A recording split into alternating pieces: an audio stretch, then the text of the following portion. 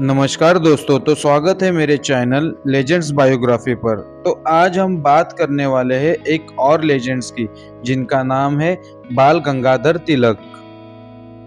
बाल गंगाधर तिलक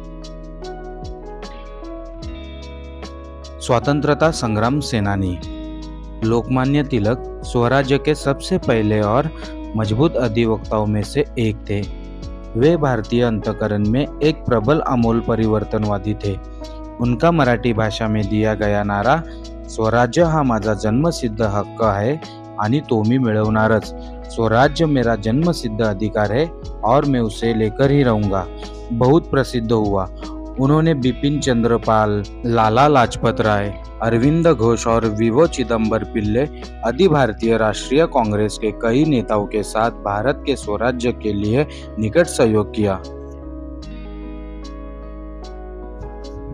पारिवारिक जीवन। लोकमान्य तिलक का जन्मस्थान।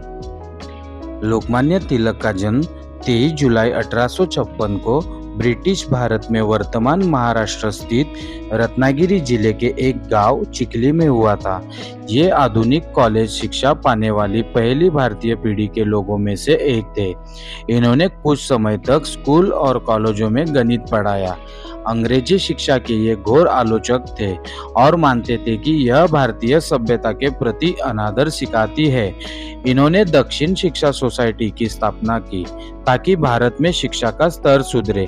लोकमान्य तिलक ने इंग्लिश में मराठा व मराठी में केसरी नाम से दैनिक समाचार पत्र शुरू किए, जो जनता में बहुत लोकप्रिय हुए। लोकमान्य तिलक ने अंग्रेजी शासन की क्रूरता और भारतीय संस्कृति के प्रति हीन भावना की बहुत आलोचना की। उन्होंने मांग की कि ब्रिटिश सरकार तुरंत भारतीयों को पूर्ण स्वराज दे। केसरी में छपने वाले उनके लेखों की वजह से उन्हें कई बार जेल भेजा गया। लोकमान्य तिलक भारतीय राष्ट्रीय कांग्रेस में शामिल हुए, लेकिन जल्द ही वे कांग्रेस के नरमपंथी रवैये के विरुद्ध बोलने लगे। 1907 में कांग्रेस गरम दल और नरम दल में विभाजित हो गई। गरम दल में लोकमान्य तिलक के साथ लाला लाजपत राय और श्री बिपिन चंद्र पाल शामिल थे। इन तीनों को लाल बाल पाल के नाम से जाना जाने लगा। 1908 में लोकमान्य तिलक ने क्रांतिकारी प्रफुल्ल चाकी और क्रांतिकारी खुदीराम बोस के बम हमले का समर्थन किया, जिसकी वजह से उन्हें बर्मा अब म्यांमार स्थित मांडले की जेल भेज दिया गया। जेल से छूटकर वे फिर कांग्रेस में शामिल हो गए और 1916 में एनी बेसेंट जी और मोहम्मद अली जिन्ना के समकालीन होम रूल लीग की स्थापना की। भारतीय राष्ट्रीय कांग्रेस। लोकमान्य तिलक भारतीय राष्ट्रीय कांग्रेस से 1890 में जुड़े। हालांकि उसकी मध्य अभिवृत्ति, खासकर जो स्वराज्य हेतु लड़ाई के प्रति थी, वे उसके खिलाफ थे। वे अपने समय के सबसे प्रख्यात आमूल परिवर्तनवादियों में से एक थे।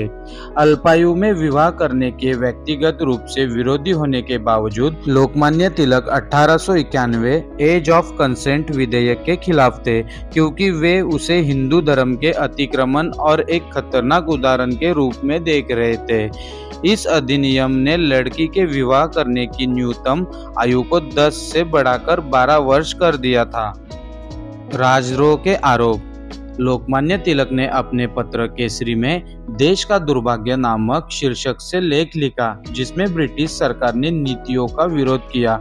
उनको भारतीय दंड संहिता की धारा 124 ए के अंतर्गत राजद्रोह के अभियोग में 27 जुलाई 1897 को गिरफ्तार कर लिया गया। उन्हें 6 वर्ष के कठोर कारावास के अंतर्गत मांडले बर्मा जेल में बंद कर दिया गया। भारतीय दंड संहिता में धारा 124 ए ब्रिटिश सरकार ने 1870 में जोड़ा था, जिसके अंतर्गत भारत में विधि द्वारा स्थापित ब्रिटिश सरकार के प्रति विरोध की भावना भड़काने वाले व्यक्ति को 3 साल की कैद से लेकर आजीवन देश निकाला तक की सजा दिए जाने का प्रावधान था।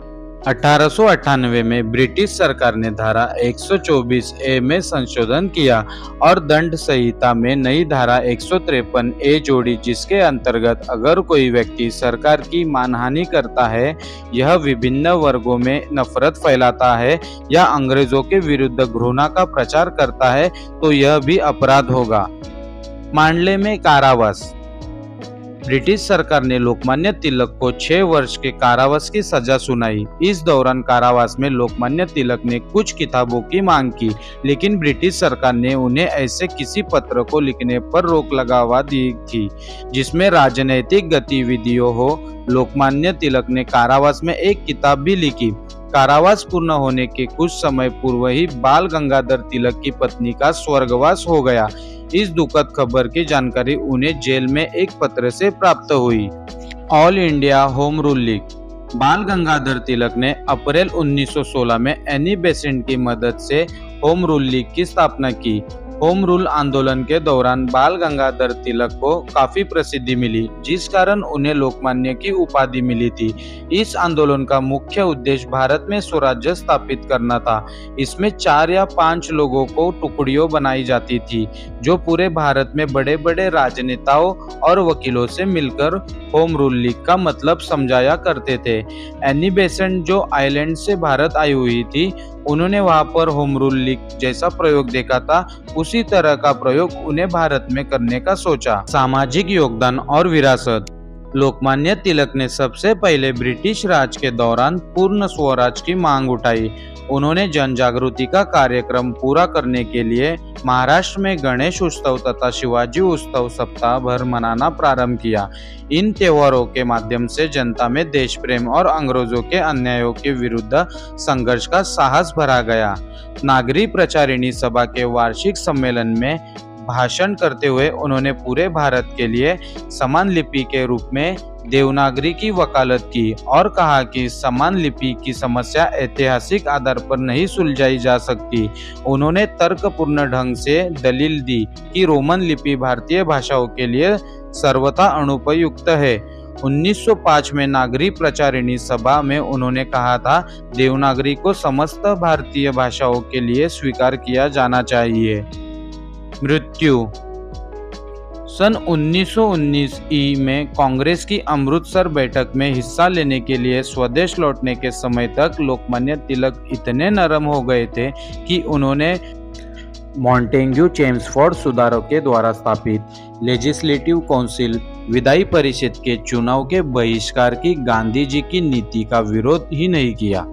इसके बजाय लोकमान्य तिलक ने क्षेत्रीय सरकारों में कुछ हद तक भारतीयों की भागीदारी की शुरुआत करने वाले सुधारों को लागू करने के लिए प्रतिनिधियों को यह सलाह अवश्य दी कि वे उनके प्रति उत्तरपूर्ण सहयोग की नीति का पालन करें। लेकिन नए सुधारों को निर्णायक दिशा देने से पहले ही 1 अगस्त 1920 को बंबई में उनकी मृत्यु हो गई। मरणोपरांत श्रद्धांजलि देते हुए गांधी जी ने उन्हें आधुनिक भारत का निर्माता कहा और जवाहरलाल नेहरू ने भारतीय क्रांति का जनक बतलाया। तो दोस्तों, आपको ये वीडियो कैसी लगी? अगर वीडियो अच्छी लगी हो तो वीडियो को लाइक, शेयर, सब्सक्राइब जरूर करो।